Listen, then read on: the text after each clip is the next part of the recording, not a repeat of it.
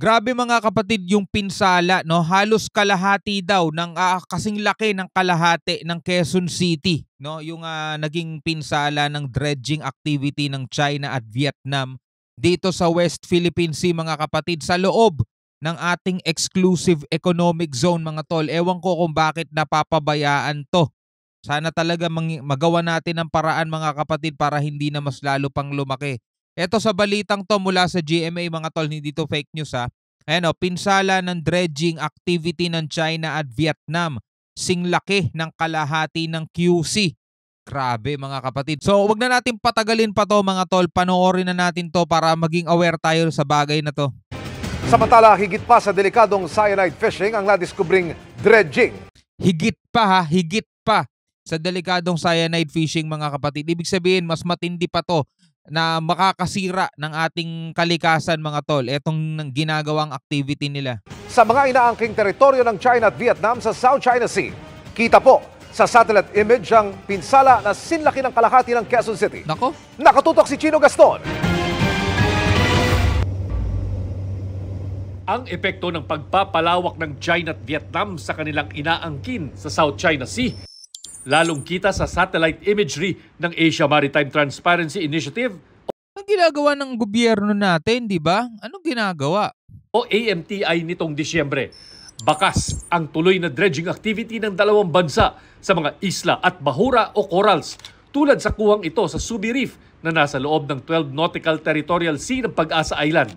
Ang mga itim na marka sa bahura, tanda raw ng paggamit ng mga lagare na iginakabit sa mga propeller ng bangka para kunin ang mga giant clam o taklobo. Dito talaga makikita natin mga tol, kulang na kulang talaga tayo sa assets mga kapatid, no? Hindi natin mabantayan ng kabuuan ng West Philippine Sea. Kulang tayo sa mga patrol boat, kulang tayo sa mga barko ng PCG na kailangan talaga bigyan ng gobyerno ng pondo, mga tol. Bigyan ng pansin ng Pilipinas. Yan, nakikita lang natin sa mga satellite images, no? Pero nakikita natin kung ano yung resulta. Pero mo, kasing laki ng kalahati ng Quezon City, mga tol. Ang Quezon City ang isa sa mga pinakamalaking syudad, no, sa Metro Manila. Pero mo kasing laki daw ng kalahati. Imagine that. Ang napipinsala dahil sa aktibidad na ginagawa nitong dalawang bansang to. Hindi naman kanila, inaangkin lang nila yan mga tol. Mula taong 2012, 181 features sa buong South China Sea ang nawasak ng dredging at paghango ng mga taklobo ng China. Mahigit 21,000 acres ang pinsala o sinlaki ng kalahati ng Quezon City. Nasundan ito ng pagsira naman ng Vietnam sa di bababa sa 1,500 acres o higit 750 hectares ng coral. Mainly, it is to build outposts on their maritime entitlements and to strengthen their sovereignty claims. Unfortunately, it is also the most detrimental to the environment. Malaking problema ito sa Pilipinas na kumukuha ng 7% ng kabuwang fish catch kada taon mula sa West Philippine Sea na sakop ng inaangking teritoryo ng China. Ay, ang pangit isipin mga tol na yung bansa natin, 'di ba? Hindi natin magawang protektahan yung ipinagkaloob sa ating West Philippine Sea. Doon na tayo na inaagaw yan eh. Doon nga lang hindi tayo masyadong makapalag eh. Pero iginigiit pa rin naman natin mga tol, no? Ginigiit pa rin naman natin na atin yan. Sakop natin yan. Diba? West Philippine Sea, 200 nautical miles atin yan.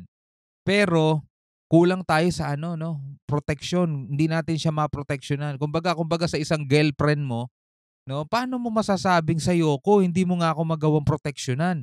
Diba? Kung nagsasalita lang yung West Philippine Sea, baka gano'n na sinasabi sa Pilipinas niyan. Pilipinas, sinaangkin nyo ko, sinasabi nyong sa inyo ko. Legally, diba? Sa inyo ko. Ayon sa international law, ayon sa UNCLOS, sa inyo ko. Pero ba't di nyo ako maproteksyonan? O, diba? Kung nagsasalita lang yung West Philippine Sea, gano'n na sasabihin sa Pilipinas eh.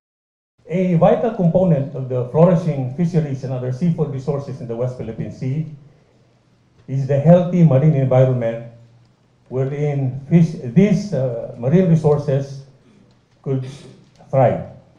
And part of this environment are the coral reefs. Pero posibleng mas malaki pa raw ang pinsala ayon sa isang Amerikanong maritime expert. Ang masama pa, tila may basbas umano ng Chinese government ang mga mapanirang aktibidad. When you look at the totality of reef O di ba? Chinese government, mga tol. Siyempre, kagamitan nila yan eh. May basbas, tila may basbas pa daw ng Chinese government. Kita nyo ko yung wala silang pagpapahalaga sa kalikasan. Ganon din yung Vietnam, mga tol, no? destroyed, China has Ng maritime expert, ang masama pa, tila may basbas umano ng Chinese government ang mga mapanirang aktibidad. when you look at the totality of reef destroyed, China has destroyed at least 15 times as much coral reef intentionally as China, and that is probably a vast undercount. We can only identify the damage to shallow reef surfaces. It is engaged in environmental aggression on a regional scale and has turned reclamation into an environmental weapon of mass destruction. Pero Ito si Batong Bakal, ito yung nakasagutan ni Senator Robin eh. O Senator Robin, ano naman kaya masasabi mo, Senator? Diba, medyo na nahimik ka na eh. Diba, ayaw mo ng mga nagbabantay na Amerikano dyan? Diba, at nag-e-escalate ng tensyon. So ano masasabi natin dito, Senator, diba? Wala na, hindi na nagsalita si Senator nung natadtad ng natadtad ng pamumuna ng publiko eh. Akala niya kasi bida-bida siya dun sa mga pinagsasasabi niya eh. And has turned reclamation into an environmental weapon of mass destruction. Pero kaugnay ng sumbong ng mga mangingisdang Pinoy na gumagamit ng China at Vietnam ng cyanide sa Baho de Masinloc, sa ngayon ay wala pa raw ebidensya ang CSIS o UP Marine Science Institute. I have not seen any evidence that would suggest that there was some kind of large-scale. Sinusubukan pa namin kunan ng pahayag ang mga embahada ng China at Vietnam sa pag-aaral ng AMTI at CSIS. Pero dati nang sinabi ng China na isa sa misyon ng kanilang Coast Guard ang pangangalaga ng marine environment sa mga inaangking teritoryo. Maniniwala pa ba tayo dyan? Yung sinasabi nila, iba naman sa ginagawa nila eh. Diba? Ang layo eh. Biruin mo, protektado nila yan. Bantay sarado nila yan, diba? Tapos papayagan nila yung ibang mga bansa na nagke-claim dyan, sisirain niyang ganyan. Diba? Posible sa Vietnam, wala silang palag doon kasi pumapalag yun eh. Sa Pilipinas, kada kilos natin dyan, pinapalagan agad nila tayo, tinatakot agad nila eh. So yung mga ganyang kalalaking dredging mga tol, walang ibang may kakayanan yan, kundi sila lang din. Diba? Naniyang kusa na lang lumabas doon. Diba? May gumagawa niyan. Hindi Pilipinas. Siyempre hindi Pilipinas dahil nga konting kibot lang natin dyan, konting galaw lang natin dyan, nakabantay na agad sila, nakabuntot na agad sila eh. Yung mga ganyang kalalawak na dredging, magagawa pa ba ng Pilipinas yan kung bantay sarado nila tayo? Diba? Sa mga resupply mission nga lang natin eh, nakabuntot na sila agad eh. Imagine nyo kung magde-dredging pa tayo dyan eh, ano pa kayang gagawin nila sa atin? O sino gumagawa niyan? Eh di sila din.